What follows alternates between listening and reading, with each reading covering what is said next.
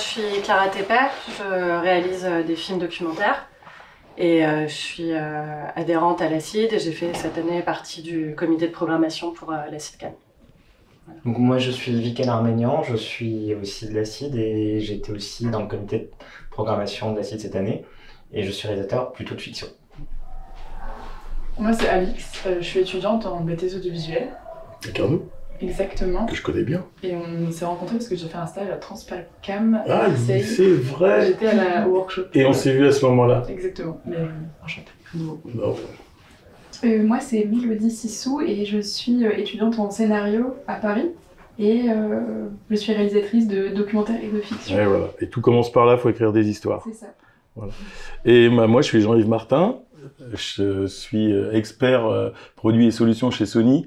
En charge vraiment du cinéma numérique, mais plus largement de ce qu'on appelle content creation en anglais, création de contenu.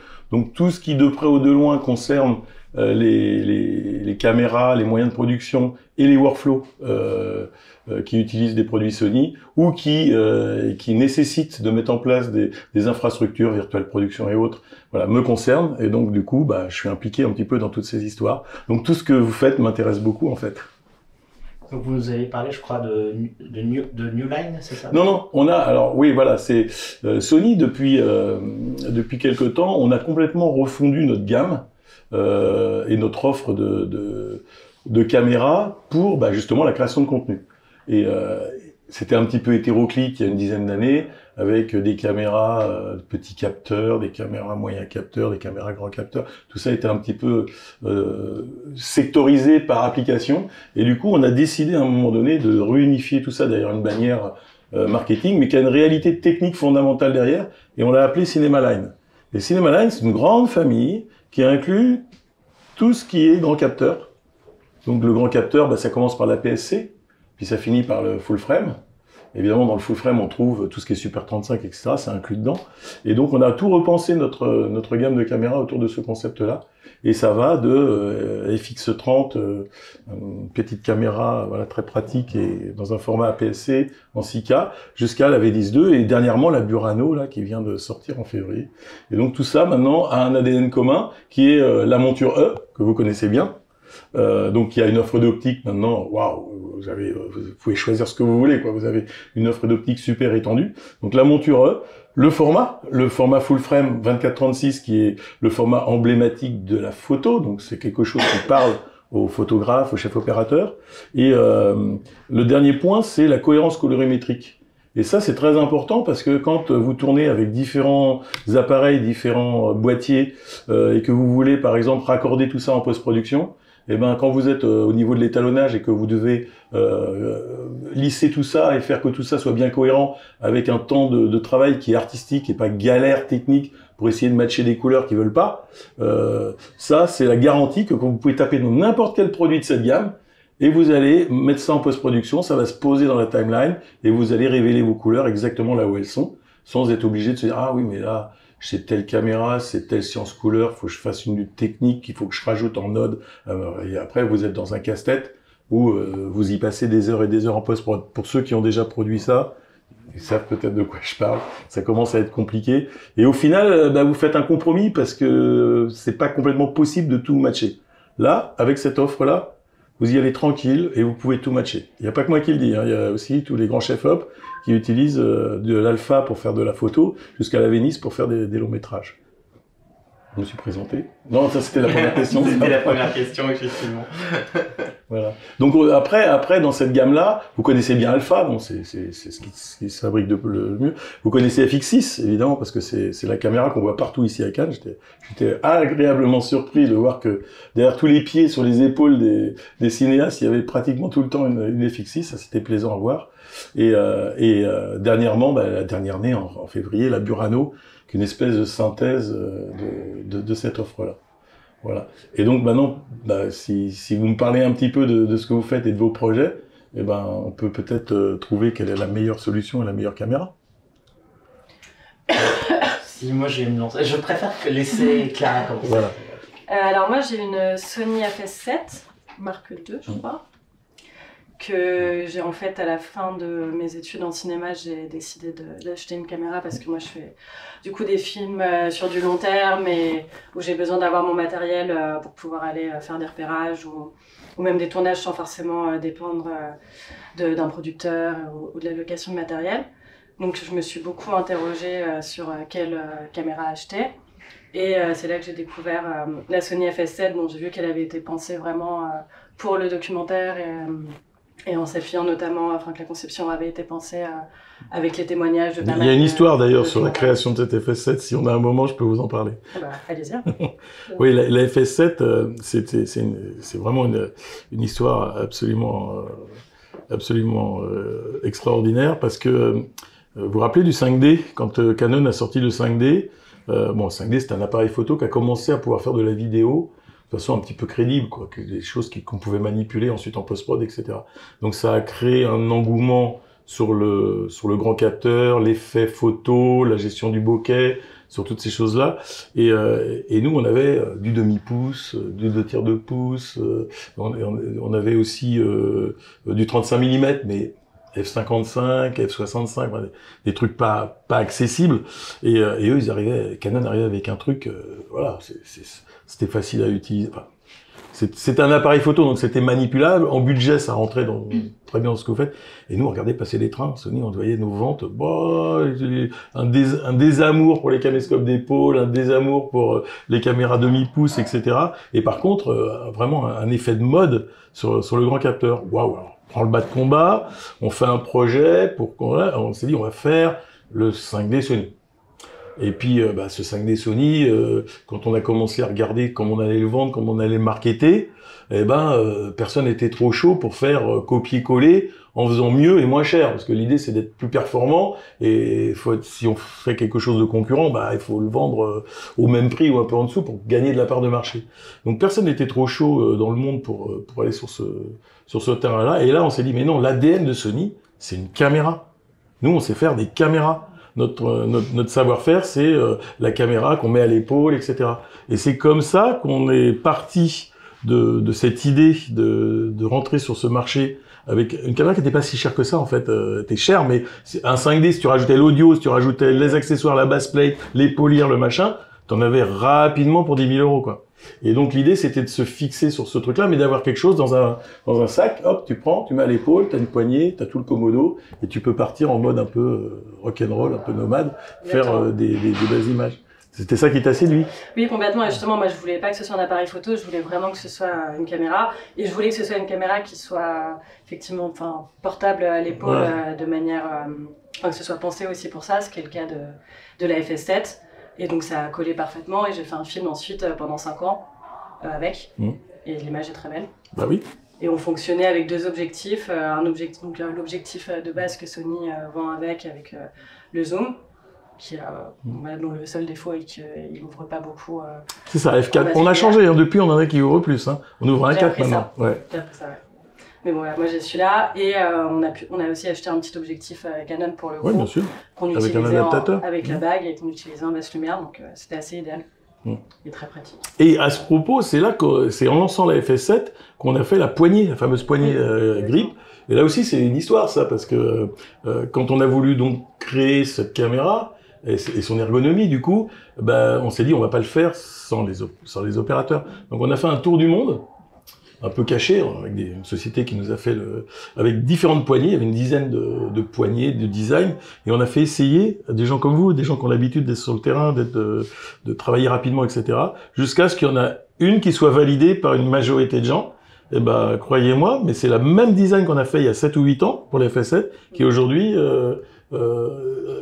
dont on a fait un accessoire pour la Burano. C'est exactement le même. C'est le même design, c'est les mêmes positions de molette et de zoom, etc.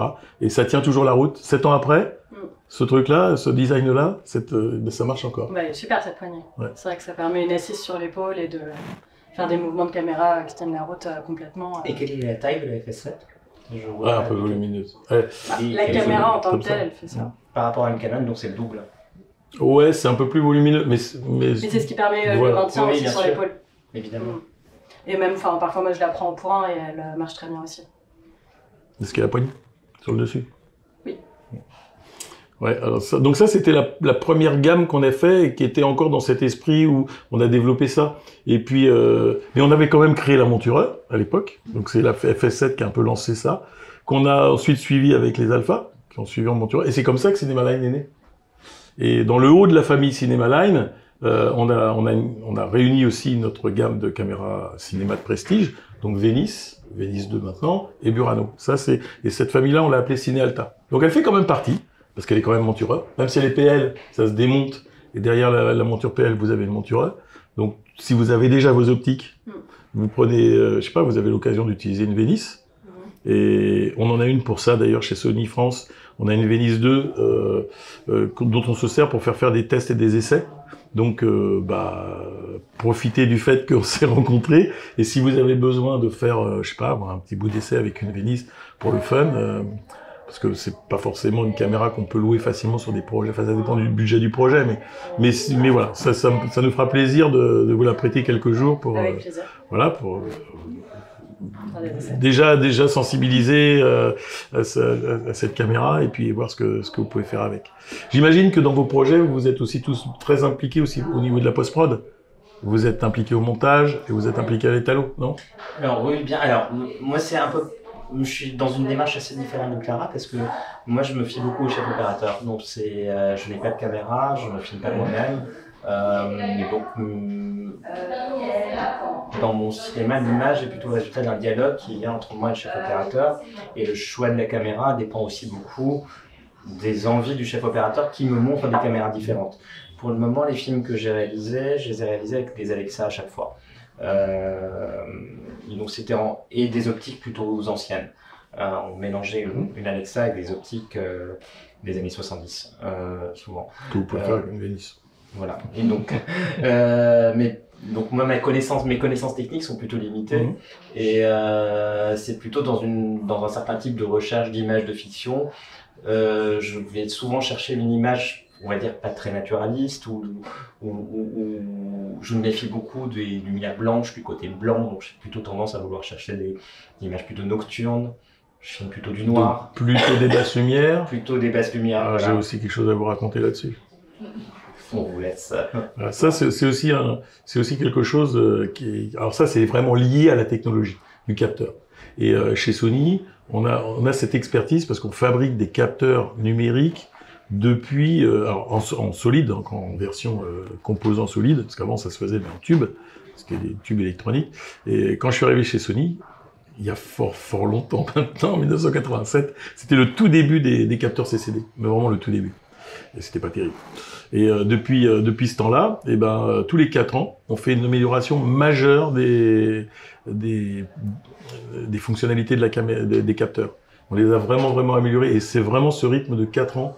Je peux regarder toute ma carrière là, je peux vous sortir toute la gamme des caméras qui est sortie tous les 4 ans et ça correspondait toujours à une évolution majeure sur la sensibilité, sur la latitude, sur la colorimétrie des capteurs.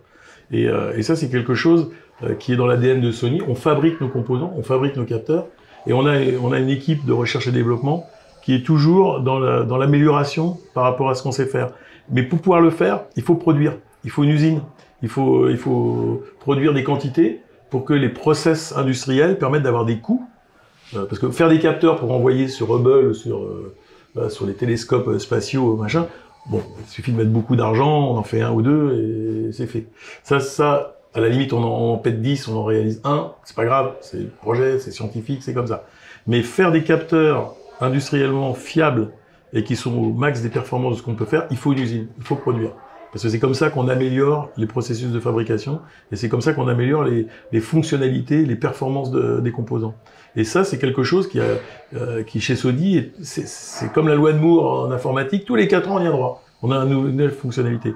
Donc, entre il y a 8 ans et maintenant, on a créé, par exemple, le double ISO. Pourquoi? Parce que la sensibilité des capteurs le permettait. Et du coup, vous avez, alors selon la taille des capteurs et selon leur résolution, le double ISO n'a pas les mêmes valeurs. Et selon la génération. Mais par exemple, si vous prenez la première caméra qu'on a fait, la F65 qu'on a fait en 2009-2010, qui est une caméra fantastique. Franchement, la F65, c'est le plus beau capteur qu'on ait jamais fait, même jusqu'à maintenant. C'était un capteur 8K, en losange, décalé d'un demi-pixel horizontal et vertical, qui donnait un rond sur l'image, un velouté sur les détails et sur les textures que on sait pas faire avec de la matrice de Bayer. En revanche, c'est tellement cher à produire que économiquement, on sait pas faire justement le volume qui nous permet de faire progresser les fonctionnalités des capteurs. Donc on a un petit peu arrêté avec cette techno qui s'appelait Clearvid, qu'on avait fait pour les appareils photo il y a longtemps, et qu'on a développé dans les caméras de cinéma avec la F65, et que pour des questions industrielles, on a arrêté parce qu'on n'a pas de volume. Si on fait des capteurs qu'on vend, si je prends la F65, c'est 300 exemplaires dans le monde. 300 exemplaires, c'est pas de la production, ça c'est trop petit pour pouvoir faire des progrès et pour pouvoir avoir la machine industrielle derrière qui fait évoluer le système. Donc du coup, on est revenu à une matrice de Bayer, mais par contre cette matrice de Bayer, on l'a super fait évoluer.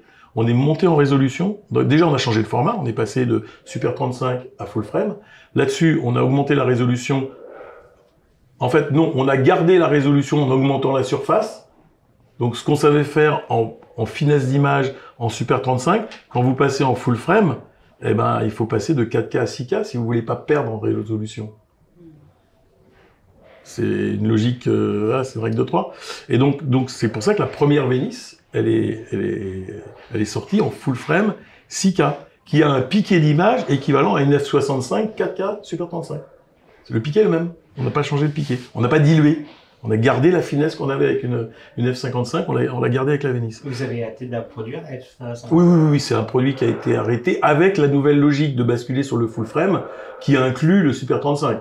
Aujourd'hui, vous prenez une FX9, que vous connaissez peut-être aussi. La FX9, c'est à l'origine le capteur, la base, le substrat, c'est le capteur de la Venice 1. Et elle est sortie d'ailleurs juste après. On a sorti la Venice 1, et juste après, un an ou deux après, on a sorti la FX9. Vous allez me dire, ouais, mais une FX9, ça fait 13 000 €, une Venice, ça fait 45 000. C'est quoi la différence? Déjà, c'est pas la même caméra, elle est pas organisée pareil, elle est pas faite pour travailler en équipe, sur un plateau, sur un studio. Ça, c'est le premier point, donc ça fait un design un peu particulier. Et ensuite, c'est pas le même espace colorimétrique. Et justement, je sais pas si je l'ai dit tout à l'heure, mais dans la famille Cinealta, l'ADN commun, c'est ce que j'ai dit, mais par contre, en vrai, ce qui différencie cette gamme Cinealta, c'est l'espace couleur. C'est-à-dire la quantité de nuances de couleurs que vous pouvez acquérir, stocker et envoyer en post-production. Et en Cinealta, l'espace couleur qu'on appelle espace large, parce qu'on n'a pas de nom pour ça, il englobe tous les autres espaces couleurs. Il est plus large que le BT2020, si ça vous parle. C'est une norme qui est associée à l'ultra haute définition. Quand on est passé de HD à UHD, on est passé de Rec 709 pour la couleur, l'espace couleur Rec 709, qui est inclus dans le DCI-P3, qui est l'espace couleur du cinéma. C'est un peu plus petit, mais ça fait à peu près 2/3 du DCI-P3 en nombre de couleurs reproductibles. Et cet espace couleur Cinealta, lui, il est beaucoup plus grand que le BT2020, qui est au moins le double du DCI-P3. Et nous, on est encore 20% au-dessus du BT2020. Donc ça veut dire que quand vous tournez avec une caméra de la gamme Cinealta, vous êtes dans un grand jardin immense, dont vous voyez pas les bords, et vous pouvez vous déplacer dans n'importe quelle direction pour explorer n'importe quelle fleur de ce jardin, et vous déplacer dans n'importe quelle direction sans trouver les murs, sans te cogner sur quelque chose où vous allez vous dire, ah ouais, mais là, les couleurs, faut qu'on repense les décors, faut qu'on repense la lumière, parce que là, après, à la post-prod, ça va pas le faire, on va pas sortir les couleurs qu'on veut, etc. Ça, avec cette gamme Cinealta, vous affranchissez de ça, vous faites ce que vous avez envie, jusqu'aux couleurs fluo, ce qui est compliqué. Les couleurs fluo à reproduire, c'est une misère. Et ben là, vous pouvez y aller, et même si vous avez des projets avec, je vous le souhaite, avec Netflix ou avec des grands distributeurs comme ça, parfois ils vous demandent aussi une version HDR. Et pour les couleurs fluo, le HDR, c'est génial, parce que vous voyez enfin des couleurs fluo telles que on les perçoit dans la réalité, quoi. Et alors, je parle des couleurs fluo parce que c'est particulièrement compliqué, mais tout le reste est à l'avenant. Ce qui peut le plus peut tout le reste. Et donc voilà. Je sais plus dans quoi je me suis embarqué, mais comment je retombe sur mes pieds là? Moi j'ai juste une question. Oui. Vous disiez Merci de me sauver. que toutes les caméras de la de la gamme Cinemaline. Cinemaline. Cinemaline, elles ont les mêmes profils colo. Oui, alors... L'espace colorimétrique des scénarios n'est pas égal. Alors, qu'est-ce qu'on appelle espace couleur et qu'est-ce qu'on appelle cohérence colorimétrique? Donc, ce qu'on garantit avec la gamme Cinemaline, c'est la cohérence colorimétrique. C'est-à-dire, on garantit pas que les caméras aient la même résolution et on garantit pas qu'elles auront la même espace couleur. Alors, pour faire simple, bon, je sais, ce raccourci est un petit peu caricatural, mais il permet de comprendre quand même un peu les choses. C'est comme quand vous recevez votre boîte de crayons de couleur quand vous êtes à la maternelle, et on dit, vous voilà, dessinez votre papa, votre maman, votre maison. Donc vous avez une boîte de crayons de couleur dans laquelle vous avez 7 couleurs. Du rouge, du bleu, du vert, du jaune pour faire le soleil, du marron pour faire les troncs d'arbres, du blanc et du noir. Voilà, vous avez 7 couleurs, et avec ça, bah, vous faites votre maison, votre maman, votre papa. Voilà. Sauf que les cheveux marrons, ils sont marrons tous pareils, du même couleur que le tronc d'arbre qui est marron. Voilà. Et le bleu du ciel, bah, c'est le même bleu des yeux de la maman. Voilà, parce que vous avez qu'un seul crayon bleu. Alors bien sûr qu'on reconnaît que c'est du bleu, mais il n'y a pas de nuance. Après, bah, vous avez la boîte de crayons de couleur que vous avez dans la liste des courses quand vous êtes au lycée, et donc des fournitures scolaires. Et là, vous avez 48 crayons de couleur dans la boîte. C'est la grande boîte, là, la belle grande boîte. Vous l'ouvrez, on est tombé chez le même fabricant voilà, et on retrouve exactement les mêmes crayons. Les 7 crayons, vous les retrouvez dedans. Sauf qu'entre les 7 crayons, vous avez les couleurs intermédiaires. Donc vous allez pouvoir avoir des nuances de rose, des nuances de rouge, des nuances, etc. Vous avez les demi-teintes. Voilà. Et puis après, bah, vous décidez d'être artiste et de faire des études aux Beaux-Arts. Et là, on vous offre les palettes de couleurs pastel, où là, c'est des boîtes de couleurs par nuance. C'est des nuanciers, en fait. Et ça finit jamais, quoi. Les nuanciers, ils sont quasi infinis. Et là, vous vous retrouvez avec des dizaines et des dizaines et des dizaines de boîtes de pastel, juste pour faire un visage. Ou juste pour faire une fleur. Parce que vous avez besoin de toutes ces couleurs pour gérer les transitions, pour gérer la façon dont les couleurs évoluent avec la lumière. Et ça, c'est exactement comme ça que l'espace couleur grandit. C'est-à-dire que c'est les mêmes couleurs, quelque part. Vous retrouvez exactement les mêmes valeurs de couleurs, mais vous avez une palette autour qui est énorme. Et les choix que Sony a fait, avec cet espace de couleur colorimétrique large, et les choix aussi qu'on a fait pour numériser ça, c'est-à-dire transformer ces informations, que c'est de la lumière en électricité, parce que le capteur, c'est son rôle, c'est de traduire la lumière en signaux électriques, et à partir de ces signaux électriques, il faut les convertir en numérique, il faut leur donner des valeurs. Mais à partir du moment où vous quantifiez, vous donnez des valeurs à une tension électrique, bah, vous jouez avec un certain nombre de décimales. C'est-à-dire qu'à un moment donné, bah, vous avez plus de valeur pour exprimer ce qui se passe. Et ça dépend du nombre de bits de quantification, pour être technique.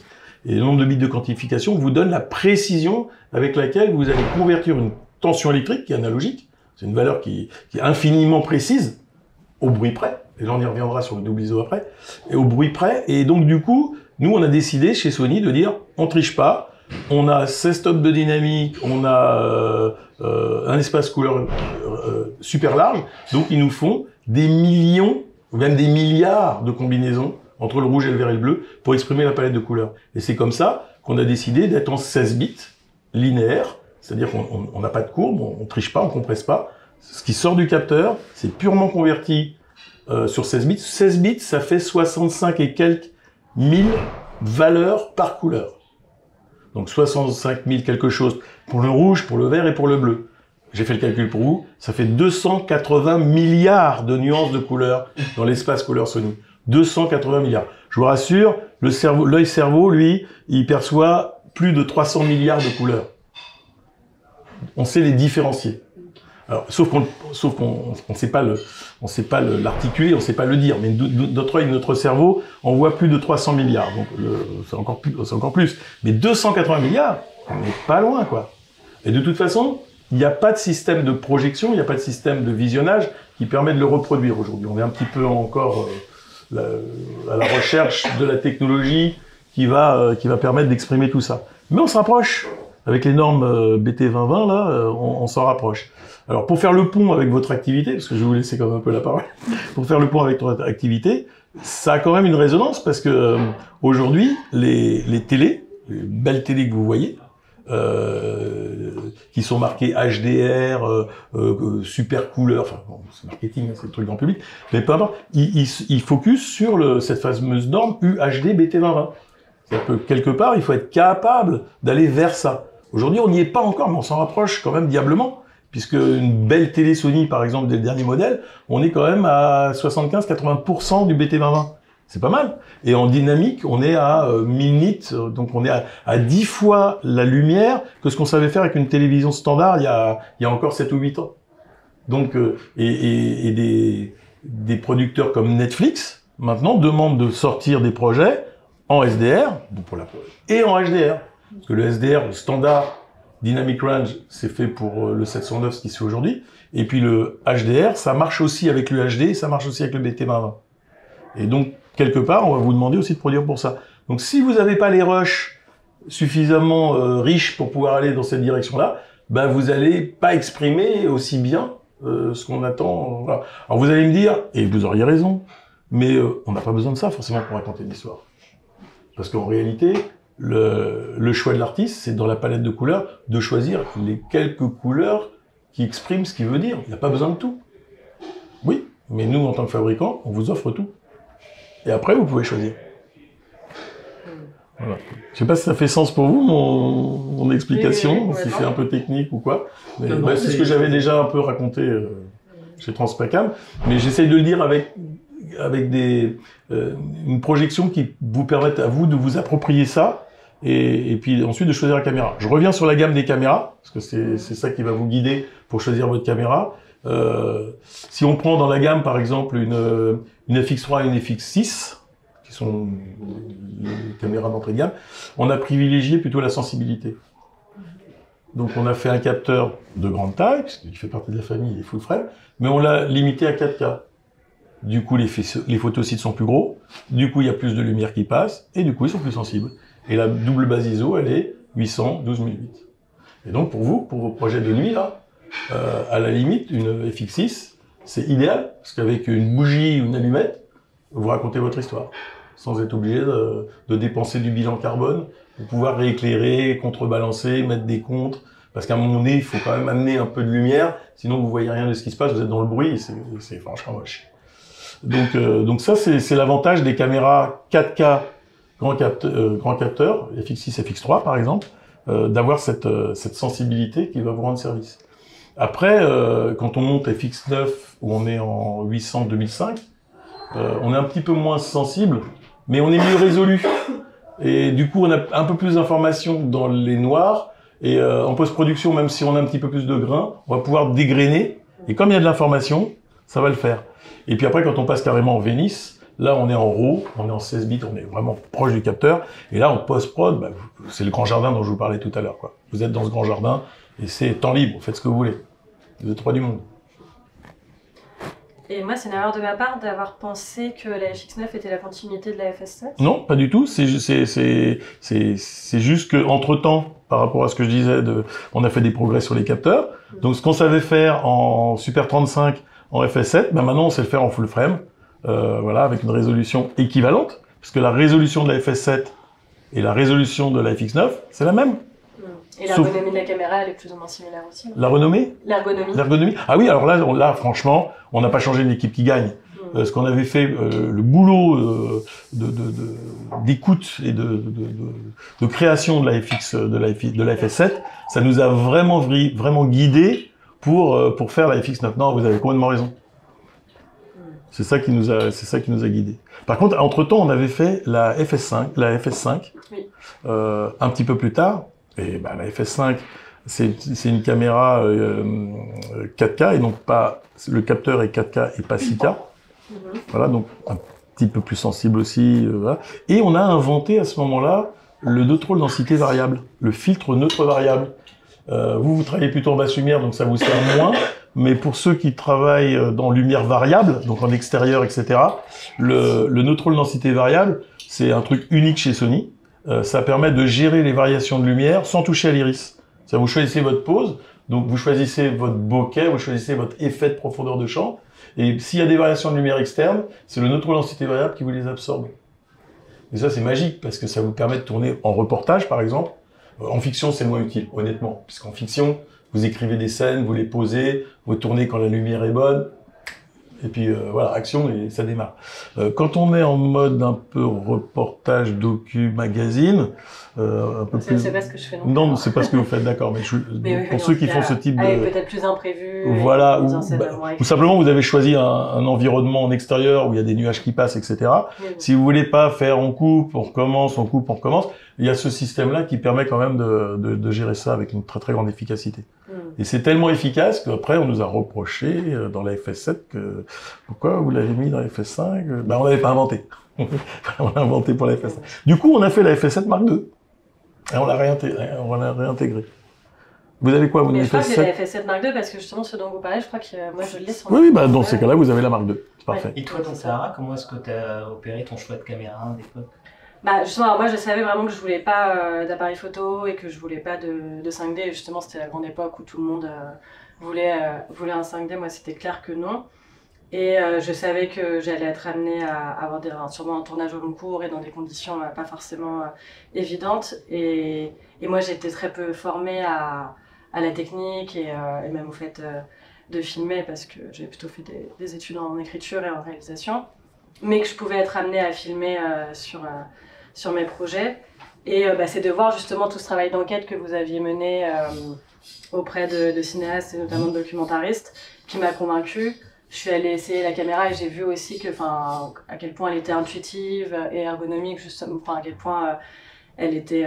oui, c'est vrai que très vite, justement, même moi qui n'étais pas spécialiste de la technique, j'ai réussi à filmer avec et à faire simplement même les réglages, tout ça. Et il y a un côté où, oui, je trouve elle fait corps, quoi, j'allais dire. Elle est... il y a quelque chose où quand je la porte, je me sens... Le chat sur l'épaule. Ouais. Je sais pas si je suis claire. Est-ce que ça parle, l'histoire de la colorimétrie, côté écriture? Est-ce que quand on écrit des histoires, on les pense aussi en images? Mais après, moi, c'est vrai que le souci, c'est que je touche à plein de choses très différentes. Et je fais du clip, et je fais de la fiction et du docu. Donc il n'y a pas vraiment... Enfin, j'arrive pas encore à trouver vraiment une caméra qui correspond parfaitement à tout ça parce que, justement, je vais être amenée à tourner en studio ou alors comme Clara sur plusieurs années en extérieur. Donc c'est vrai que j'ai un peu du mal à trouver. J'ai acheté quelque chose, mais ça me convient pas tout à fait. Et Fixie, c'est quand même fait un peu pour ça, quand même. Ouais, c'est fait pour un peu toutes les gammes. On est dans le monde du cinéma déjà un peu. FX6, hein. La FX6, oui. La FX6, c'est vraiment la caméra qui est à la fois très très compacte,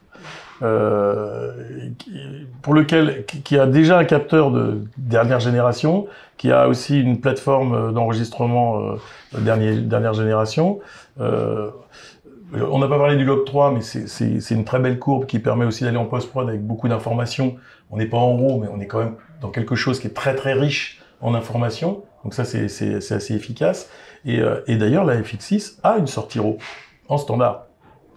Alors après, on n'a pas d'enregistreur chez Sony. Il faut aller chez Atomos, qui fait des petits enregistreurs moniteurs là. Et donc le Shogun 7 et suite enregistre le RAW Sony dans un codec qui s'appelle Apple ProRes. Bon, voilà, c'est Apple ProRes. Et donc pas trop facile à manipuler en post-prod. C'est pour ça que c'est pas forcément choisi. Mais le log 3 de Sony, vous tournez déjà en log 3, j'imagine. Parce que la FS7 le faisait déjà. Moi, je tourne en Rec 709. Ah, en Rec 709. Donc, ouais. What you see, what you get. Okay. Avec la FX6, on peut aussi mettre des luttes. On en a développé une qui est très jolie, qui s'appelle S-Cinetown, qui commence à être la référence pour les magazines, les documentaires, parce que c'est une courbe qui a à la fois une vocation d'avoir un ciné-look, et en même temps, elle passe bien à la télé. C'est-à-dire qu'il n'y a pas grand-chose à faire derrière pour avoir un rendu en Rec 709 en diffusion qui est très chouette et qui a ce petit côté un peu photo, un peu ciné qui plaît bien. Donc et qu'on a, je sais pas si on l'a dans la FS7, je crois qu'on l'a pas dans la FS7. Ça me dit rien. Non, je crois pas qu'on l'ait. Parce que c'est né avec cette gamme Cinema Line qu'on a créée. On a créé cette courbe. Donc je vous invite à essayer la FX6. N'hésitez pas à revenir vers nous si vous voulez faire un essai, un test avec un chef-op, parce que j'imagine que vous tournez avec des caméramans, enfin. Voilà, vous prenez quelqu'un dont c'est le métier de faire de l'image. Oui, pour le clip et la fiction. Eh ben, n'hésitez pas, je serais ravi de pouvoir vous aider au moins à faire des tests et à manipuler la caméra. Ça sera un plaisir. C'est vrai que moi j'ai tourné mon film en ciné EI, du coup, Voilà. et ça nous a laissé une très très grande marge à Donc on reste l'étalonnage. log 3. Donc on reste log 3. Parce que quand on est en CNEI, la plupart du temps, enfin même presque tout le temps, on est amené à tourner en S-Log 3. Et ensuite, on peut appliquer une lutte, qui fait que dans le viseur, vous avez quand même un rendu 709 ou ce que vous voulez. Oui, mais la matière numérique que vous envoyez à la post-prod, elle est plus 16 bits, elle est 10 bits 422, elle est plus 16 bits 444. Mais pour avoir discuté avec pas mal d'étalonneurs, c'est quand même bien. Ils sont très très à l'aise avec ce matériel. Bah oui, ça laisse beaucoup de possibilités. Beaucoup de possibilités. Le jardin est un tout petit peu plus petit, mais pas tellement. Alors si je comprends, c'est parce qu'en revanche, on appliquait la lutte S-Log 2. Alors S-Log 2, c'est une courbe. D'accord. Donc vous tournez plutôt en S-Log 2. Bah, je mets la lutte S-Log 2, mais du coup, j'enregistre en ciné, donc a priori... Donc ce sera S-Log 2. En fait, les courbes S-Log chez Sony, on les a créées historiquement, à S-Log 1, elle n'a pas eu beaucoup de durée de vie. S-Log 2, S-Log 3, ça dépend de la latitude du capteur, de la dynamique du capteur. Et comme je vous ai expliqué, tous les 4 ans, on fait des progrès. Donc quand on a fait la FS7, on avait une dynamique de 14 stops. D'accord ? Donc le S-Log 2, c'était une courbe pour absorber ces 14 diaphes de contraste dans l'image et les faire contenir dans les 10 bits du signal numérique. 10 bits, c'est 1024 niveaux. C'est pas 64 000. Donc pour pouvoir faire rentrer toute la latitude de la lumière dans 10 bits, il faut utiliser une courbe qu'on réexpand en post-production.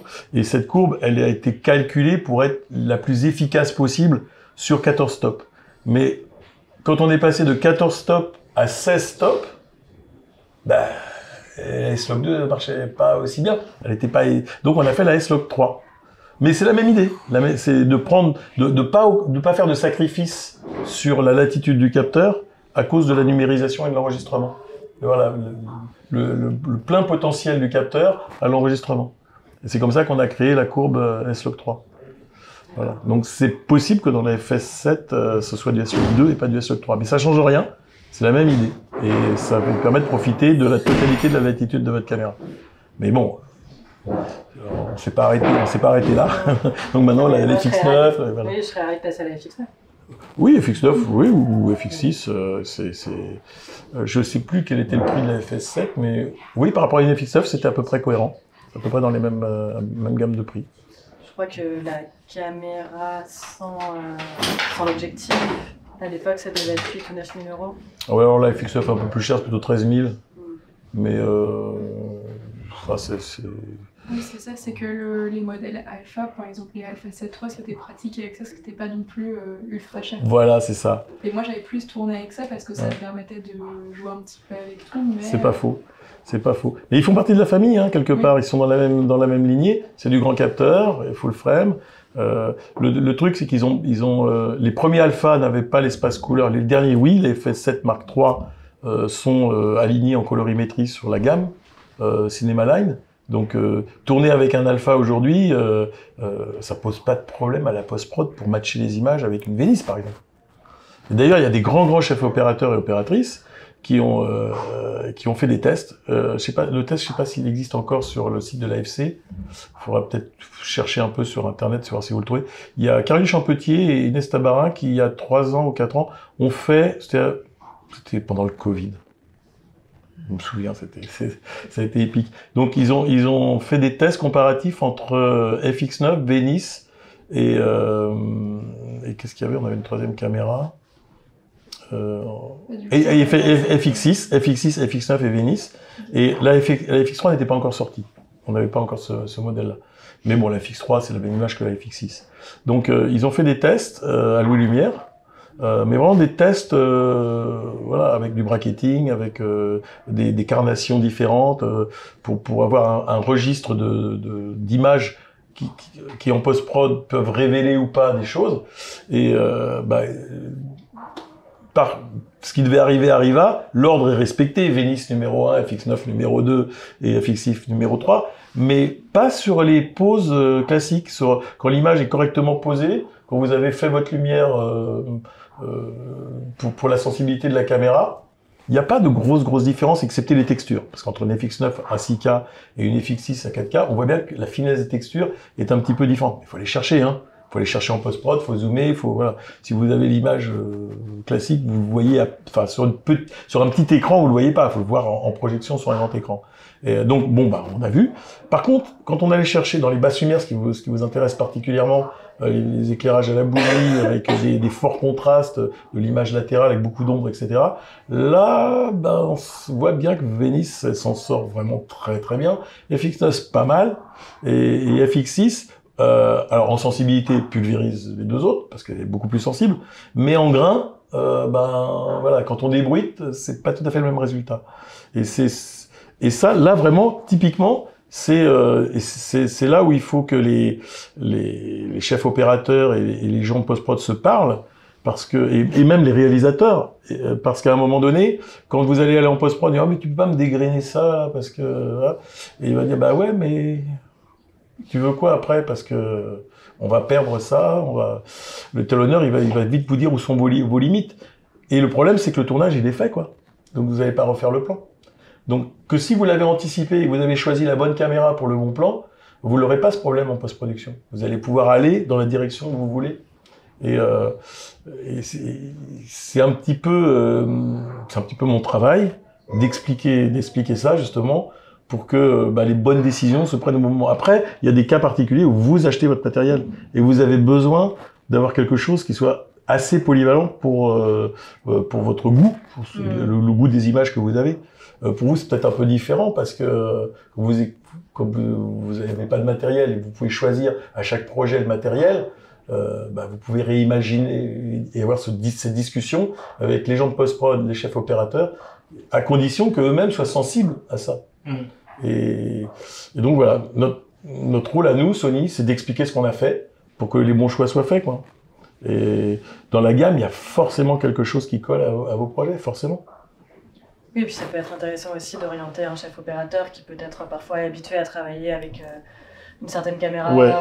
Ça, si en tant que réalisateur on connaît aussi d'autres modèles, de lui faire découvrir aussi.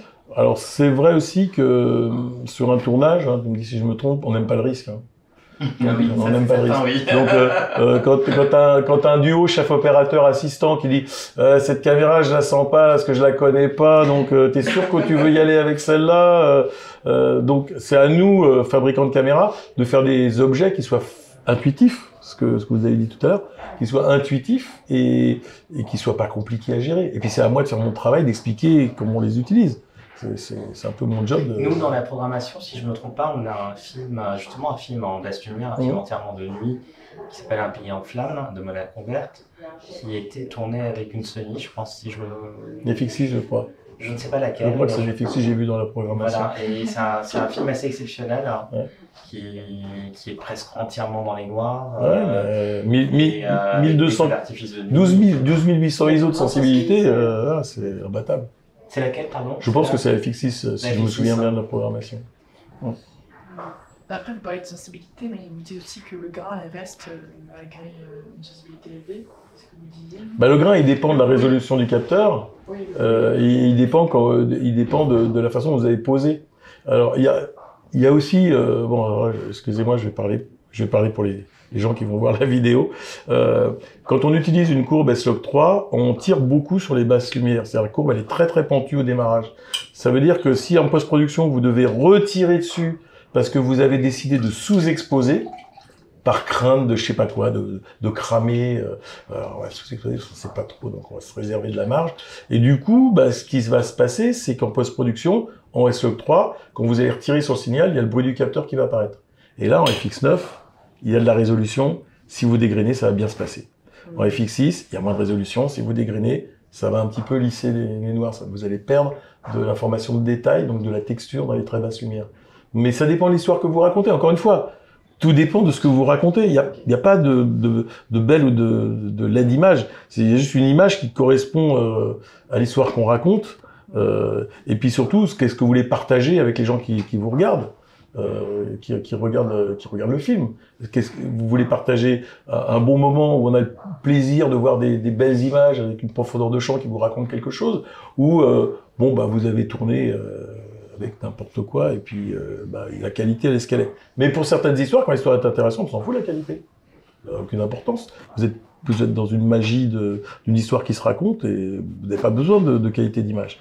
Dans d'autres moments, quand il y a peu de dialogue et que vous voulez montrer des choses, un joli bokeh, un joli point qui bouge, une image bien posée, un beau paysage, ça raconte quelque chose aussi.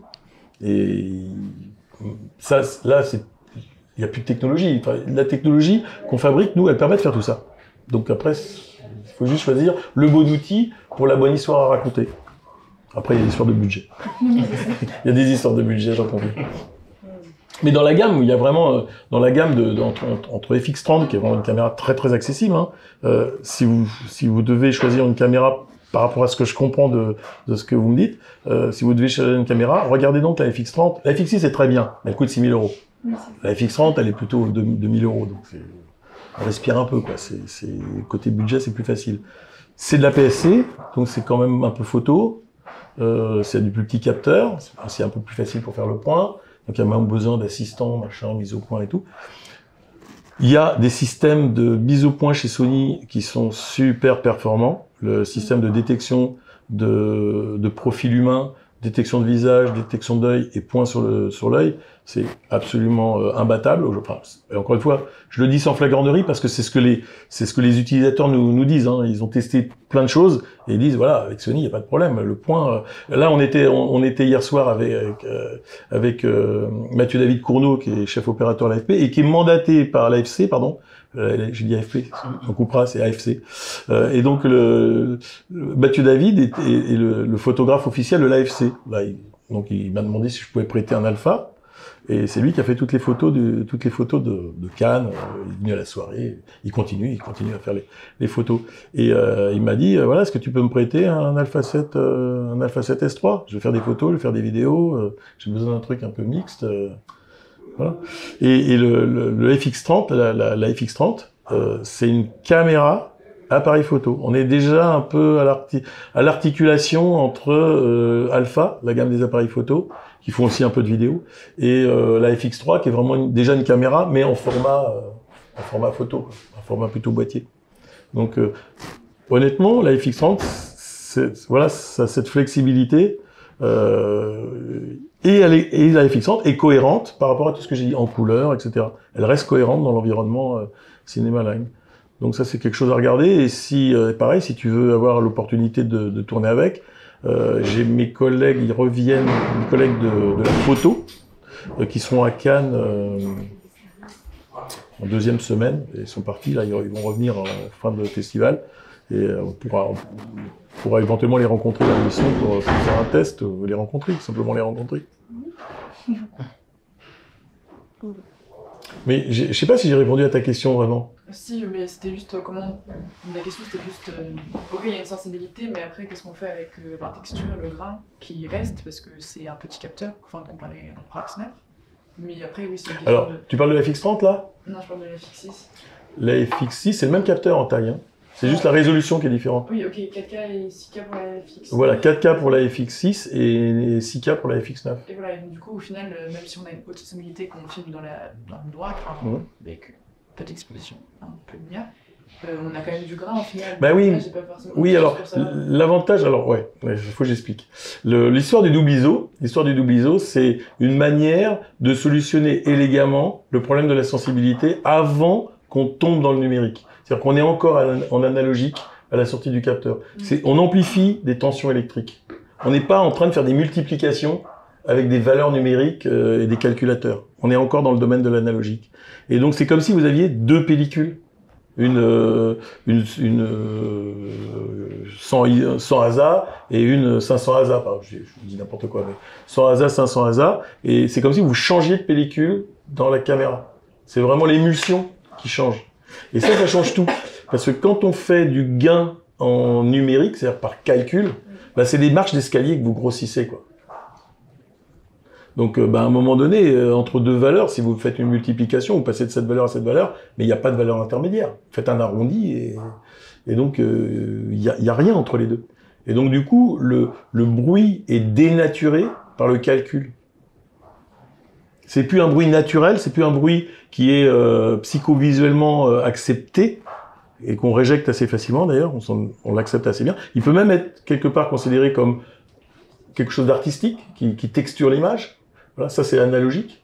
Et on dit aussi organique quand on parle de film, c'est un bruit qui a plus l'air organique. Alors que quand on met du gain, quand on augmente la sensibilité en post-production, donc là on est sur des valeurs numériques, eh ben là, il n'y a pas de magie, hein. On fait une multiplication, on a deux valeurs, ben entre les deux il n'y en a pas, et on fait l'arrondi et on perd l'information qu'il y a entre les deux. Et ça donne un côté très artificiel au signal. Et ce côté artificiel-là, il est, quand on utilise par exemple des systèmes de débruitage, des noisers, lui il comprend pas ce qui est du signal et ce qui est du bruit. Il mélange tout. Et donc il nettoie. Et toutes les informations de texture que vous pensiez avoir, vous les perdez. Vous les perdez. Donc ça lisse beaucoup. Et vous savez plus faire la différence entre du coton et du feutre ou un autre textile. Alors que sur une image qui est normalement texturée, vous le percevez très bien que c'est bien du noir, mais c'est pas la même texture. Et ça change ce que ça raconte, ne serait-ce que par respect pour les gens qui font les costumes, par exemple. Je sais pas si j'ai répondu, du coup. Oui, j'ai bien saisi. Ouais. Donc, et c'est pour ça que le choix de l'outil par rapport au plan, c'est important aussi de se dire, il y a des films où c'est pas la même caméra qui tourne du début à la fin du film. Il y a même des films qui sont faits sur certains plans avec des FX6, parce que ce qui est intéressant, c'est la sensibilité, la haute sensibilité, qui va permettre d'avoir tout de suite une image analogiquement assez intéressante. On a beaucoup d'informations. Et puis surtout, il y a pas de lumière, il n'y a pas beaucoup de dynamique dans les lumières, on est dans les basses lumières, donc la plage dynamique elle est assez restreinte. Donc ce qu'on veut, c'est récupérer ça de façon très très propre. Et puis la résolution, c'est pas forcément un problème. On est quand même en 4K, hein. C'est pas non plus, c'est pas de la HD, c'est quelque chose d'assez qualitatif. Et ça fonctionne assez bien. C'est pour ça qu'il y a beaucoup de FX6 dans la nature, parce que c'est une caméra. En fait, FX9, ça se justifierait pour vous, parce que ce que je comprends, c'est que ce potentiel d'avoir la finesse en même temps, ça vous intéresse pour différents types de projets. Donc si vous achetez une caméra, il faut penser à ça aussi. Oui. Ça, vous n'avez pas changé de caméra. Moi, je voudrais bien, hein, de dire, je prends toute la collection, comme ça, je suis tranquille. Il faut que je me dise que ça vaut vraiment le coup par rapport à la FS7 Mark II. Voilà, c'est ça. De passer à autre chose. Et voilà, et ça, il faut le tester. Mais il faut pas simplement le tester en faisant des images et en faisant play et en revisionnant sur un écran. Il faut le tester en post-prod. Il faut aller jusqu'au bout de l'histoire. Il faut faire ses images, mettre ses intentions, mettre ses luttes. Il y avait un chef opérateur, Xavier Doléan, qui me disait « Je sais plus tourner sans lutte, c'est fini. Maintenant, je suis obligé d'avoir une lutte. Parce que quand je fais des images, j'ai besoin de poser en tenant compte de la totalité de mon workflow. Ça m'aide. Je sais exactement comment je vais poser parce que je sais exactement ce qui va arriver à la post-prod parce que j'ai fabriqué la lutte qui va avoir le rendu presque exact de ce que je veux. Mais il faut déjà effectivement très bien savoir ce qu'on veut. Il faut des gens qui soient très bien éduqués à tout ce processus de fabrication. Là, il a fait une série qui va peut-être passer fin d'année sur France Télé qui s'appelle Rivage. Et il a tourné ça et a tourné en Venise 2 et son angoisse c'était de dire ouais mais je vais être quand même pas mal sur des plans dans l'eau, en dehors de l'eau, ça va être compliqué. J'aimerais bien une caméra qui a un maximum de latitude. Il se trouve qu'il y a une caméra concurrente qui a un diaph de plus, 17 diaph au lieu de 16 pour la Venice. Donc il a dit bah ouais quand même je ferais bien ces plans. Je dis écoute on se voit. On fait tes tests avec tes latitudes. Moi, ce que je te dis, c'est que dans le signal que tu vas avoir, il y aura de quoi tirer, il y aura de quoi aller révéler ce que tu as besoin, mais il n'y a que toi qui peux me dire si ça fonctionne ou pas. Donc faisons les essais. Il est venu en plein été et tout. On fait les tests, et je l'ai revu là, il a fini son tournage, j'ai pu même aller à l'Italo pour voir les images, c'est assez beau. Et il dit, alors t'as tourné avec quoi? Il dit, bah j'ai pris la Venice 2 pour tous les plans, parce que effectivement, j'ai été voir mon Italo, Je lui ai donné les tests, on a fait ce qu'on voulait faire, et c'était parfait. On a dénoisé, on a enlevé le bruit en trou, mais on n'a pas perdu le signal. Donc l'information elle y est. L'affaire est dans le sac. Et du coup, il a tout tourné en Venice 2. Mais il faut y aller. Il faut aller jusqu'au bout de... Alors, c'est vrai que ce qui est compliqué, c'est que ça nécessite d'avoir un peu de culture du workflow. Enfin et pour vous, par exemple, il faut se reposer sur des chefs opérateurs qui connaissent bien et pas qui vont chercher la sécurité en disant « Ouh là là, moi je sais pas où je mets les pieds, donc je vais prendre ce que je connais. » C'est sûr que là, on prend pas de risque. Mais no pain, no gain, hein, comme disent les Anglais. Hein, voilà. Et maintenant, il faut voir que vos clients, bah, ça va être Netflix, ça va être HBO, ça va être des plateformes, ça va être Arte. Arte qui a aussi un niveau d'exigence assez élevé en termes de rendu de projet. Voilà, donc même maintenant, les salles de cinéma commencent à s'équiper avec des projecteurs numériques qui commencent à bien marcher. Parce que au début, c'était un peu... C'était pas terrible, quoi. Il y a une dizaine d'années, les projecteurs numériques, c'était pas top, mais maintenant, ça fait de l'image, quoi. Ça fait même on peut même faire du HDR avec des projecteurs, avec certaines technologies de projecteurs numériques. Pas le même HDR qu'à la télé, mais on peut monter facilement à 200 nits, alors que savoir qu'un blanc au cinéma, c'est 48 candélas par mètre carré, 48 candélas par mètre carré. À la mesure. Non mais vous êtes dans une salle noire, le blanc max que vous pouvez avoir, donc la brillance la plus élevée que vous pouvez avoir, c'est 48 candélas par mètre carré. Une télé de l'ancien temps, c'était 100 nits, c'était la référence. Pour ça, on est 100, ça fait une échelle. 100 nits. Vous allez dehors, vous voyez plus rien. L'écran est tout fadasse, vous voyez plus rien. Et la télévision HDR, le modèle HDR, il est à 1000 nits de base, et il va jusqu'à 8, il y a une norme qui va jusqu'à 8 minutes. Une norme qui va jusqu'à 8 minutes. Bon, qu'on n'utilise pas parce qu'il n'y a pas de télé qui sait le reproduire. Mais 1000 nits, la plupart des télévisions dernière génération le font. Il y en a même qui montent jusqu'à 1800, enfin voilà. Et donc, bah, vous êtes dans une image qui peut être immersive. Et pour certaines histoires, de piéger le spectateur dans quelque chose où il va penser qu'il voit vraiment quelque chose qui s'est vraiment passé alors que c'est une fiction, ça peut être aussi un angle d'écriture. A contrario, quand on va montrer quelque chose d'un peu traumatisant, on va plutôt avoir tendance à faire que l'image soit moins naturelle pour dire, attendez, ok, mais ce qu'on vous raconte, ça reste une histoire. Juste par rapport au blanc, après, vous avez switché avec les nits, et du coup, bah, les candélas, c'est quoi la Ah pardon, c'est la même chose. c'est juste que ça se mesure en candélas par mètre carré sur les sur surface réfléchissante, et l'échelle qui fait la correspondance entre la lumière et le signal, on l'exprime en nits. Mais c'est la même chose. En fait, on parle exactement la même chose. Sauf d'un côté, on est côté signal, en nit, et de l'autre côté, on est côté lumière, en candélas par mètre carré. Mais grosso modo, excusez-moi. Et c'est un peu confusionnant aussi pour tout le monde, ça. Voilà. Donc, 48 candélas par mètre carré, ça veut dire salle noire.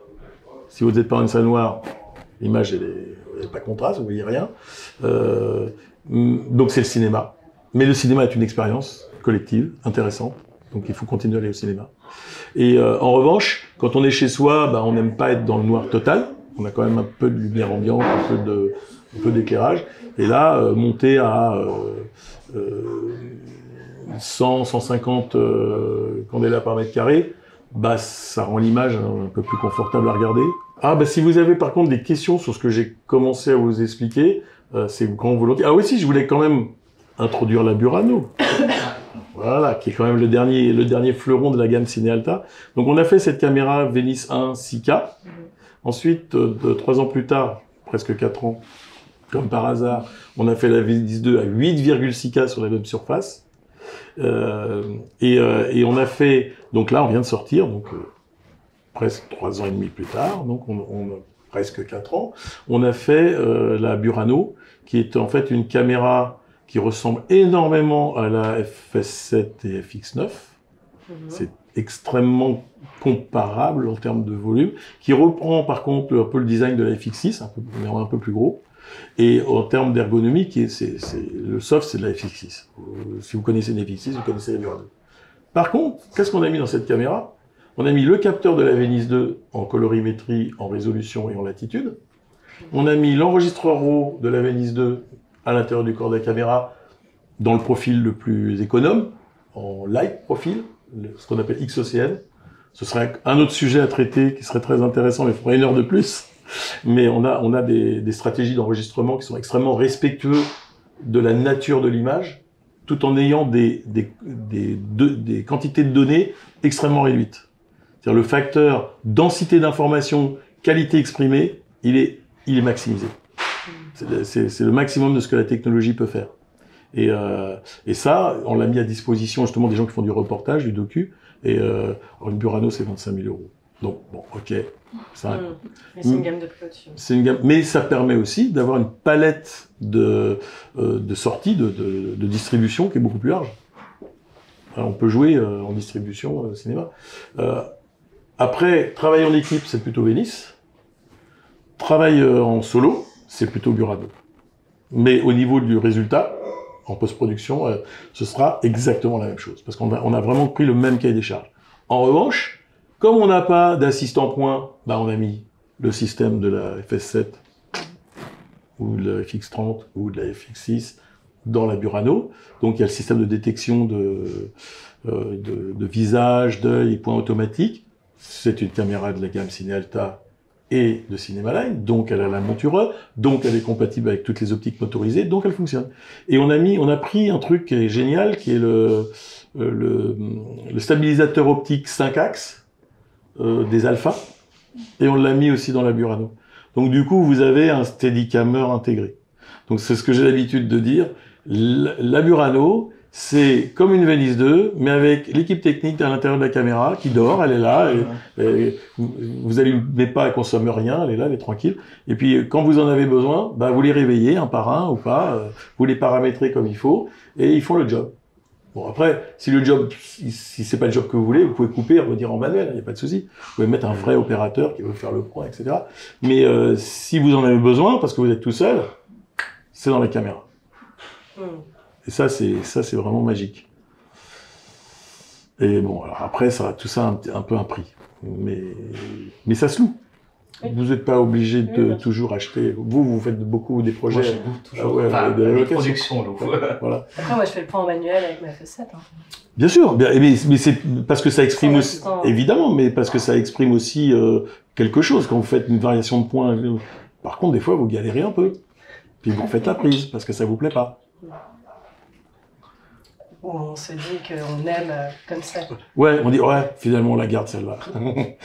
Bon, c'est pas faux. Mais bon, vous avez des outils d'excellence dans cette Burano que vous pouvez activer ou désactiver, mais ils sont là. Ils sont là. Et la bonne idée, en fait, ce qui plaît bien aux gens qui nous achètent cette caméra, c'est qu'enfin, dans une caméra, on a rassemblé des outils qui étaient éparses dans la gamme. Donc il y en avait un peu dans Alpha, il y en avait un peu dans FX6, FX9, mais sur l'excellence, sur le capteur 8,6K haut de gamme, RAW, 16 bits et tout, c'était fromage au dessert, c'était voilà, vous fallait partir avec la grosse équipe, mais on pouvait pas mais là on peut. Voilà, la caméra existe. Donc si vous souhaitez la voir, n'hésitez pas à la demander aux loueurs pour faire des essais. Ils en ont tous un petit peu, pas beaucoup pour le moment, mais ça va venir. Et donc voilà, n'hésitez pas. Elle existe depuis quand ? On a commencé à la livrer en février cette année, donc c'est tout frais, hein, tout récent. Donc il y a quelques films qui ont commencé à se tourner. Je commence à avoir quelques images en post-prod, mais c'est encore un peu tôt pour voilà. Il y a qui est-ce qui fait un truc, comment il s'appelle, Alexis Bernfeld, je crois que c'est lui, qui est plutôt un photographe et qui fait la plongée sous-marine. Il fait des images de plongée sous-marine et il est assez connu pour ces images en plongée. Et donc on a fait toute une campagne au grand public avec lui, surtout pour les alphas parce qu'il utilisait beaucoup d'alpha. Donc ça a été un bon ambassadeur. Je crois qu'il est ambassadeur d'ailleurs. Il doit être ambassadeur alpha. J'avoue que je regarde pas trop les réseaux sociaux je confesse. Ça passera pas ça parce qu'après on va me dire que je m'intéresse pas à la gamme alpha. Mais si en fait je m'intéresse un petit peu. Et justement on s'est rencontrés avec mes collègues de la photo Et quand on a sorti la Burano, bah, ça l'a bien intéressé parce que lui, comme il avait la double casquette photographe et vidéaste, du coup la Burano, ça combinait bien ces deux mondes et il en a acheté une. Donc, il est en train de faire des plans là à Marseille. Il a fait un caisson. Enfin, voilà, donc c'est une caméra qui va s'adapter à ça parce qu'elle n'est pas très volumineuse non plus, elle est assez compacte. Elle consomme que 50 watts. Une Venice, c'est 106 watts. Et sur le bilan carbone, tout ça, c'est un peu un impact. Hein, c'est fait pour. Voilà. Et puis tous ces outils-là sont faits aussi pour être cohérents en production virtuelle sur nos écrans CILED.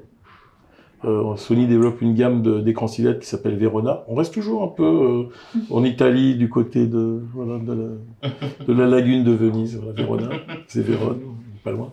Et donc du coup ces écrans-là, on les a conçus pour être dans la famille Cinealta. Donc pour avoir la même colorimétrie, enfin quelque chose qui soit exactement cohérent par rapport à nos caméras. Donc du coup, quand vous filmez avec une caméra Sony de cette gamme sur les écrans CILED Sony, c'est zéro problème en post-prod, ça match. Donc ça veut dire vous économisez du temps de post-production, donc du bilan carbone. Plus la virtual production qui permet de faire des plans pour vous qui écrivez. Ça, c'est aussi une démarche qu'il faut inclure dans la scénarisation des scènes. Quand vous faites la découpe, etc., qu'est-ce que vous pouvez faire en virtual production? Qu'est-ce que vous êtes obligé de faire en décor naturel? Qu'est-ce que vous devez faire en décor construit? Alors le bilan carbone des studios avec des décors construits, c'est épouvantable, parce qu'il faut les construire, faut les détruire, faut traiter les déchets. Donc il faut acheter les matériaux, construire, peindre, machin, tout ça. Et après, quand c'est fini, il faut détruire, Et le bilan carbone, il est catastrophique. Donc la virtual production permet de limiter la construction. On fait que des éléments, puis le reste, c'est de... Le fond vert, c'est bien, ça marche plutôt pas mal, sauf qu'en post-prod, il faut tout nettoyer. Donc vous tapez le double ou le triple de temps de post-prod, et c'est du temps dans les serveurs. Le temps dans les serveurs, c'est du bilan carbone qui est pas bon, et c'est des heures et des heures à faire quoi? Nettoyer du verre. Donc c'est pas très intéressant. C'est juste pour faire des FX qui collent. Bah, si vous pouvez les faire directement en virtual production, c'est un peu plus cher à la location du plateau. Mais au final, quand vous faites le bilan complet, on a fait un test, enfin, parce que chez Sony, on a aussi nos cousins de chez Sony Pictures, Columbia, Sony Pictures. Et donc eux, ils ont fait vraiment le test aux États-Unis. Ils ont fait une petite série 5 épisodes, et ils l'ont fait en double. Ils l'ont fait, donc les mêmes acteurs, même producteurs, même réalisateurs, même chef opérateur, même staff technique. Et ils ont dit, on va le faire en studio, en décor construit, décor extérieur, etc. Et à l'ancienne, enfin comme on fait, et on va le faire au maximum en virtual production. Donc tout ce qui est décor, machin, les roulings, tout ça, on va les faire en virtual production. Et le bilan carbone, vous n'allez pas le croire, il est 70% meilleur en virtual production. Je parle du bilan carbone, je ne parle pas du budget du film. Pas du coût. Le coût est similaire. Mais parce que ça coûte cher aussi de louer de l'espace en virtual production. Mais sur le bilan carbone, on est 70% plus light sur le volume de carbone qu'en décor classique. C'est à considérer. Et dans le budget d'un film, maintenant, vous avez vu qu'à partir de cette année, vous devez publier votre bilan carbone et les aides que vous allez recevoir seront conditionnées par la publication, l'étude et la publication de ce bilan carbone. Donc voilà. Donc Sony est aussi un acteur de l'industrie du cinéma en développant des outils qui vont aussi dans ce sens-là. Des caméras qui consomment moins. Alors, intérêt, bah là, ça fait quoi, 1 heure et quelques qu'on tourne, toujours avec la même batterie. D'accord? Ça marche. Et donc du coup, tout ça va dans le bon sens. Moins on consomme, meilleur est le bilan carbone et meilleure est l'efficacité. Et en plus, vous avez l'effet qui se coule. Le deuxième effet qui se coule, c'est que une caméra qui chauffe moins s'use moins. Il y a moins de risque de panne.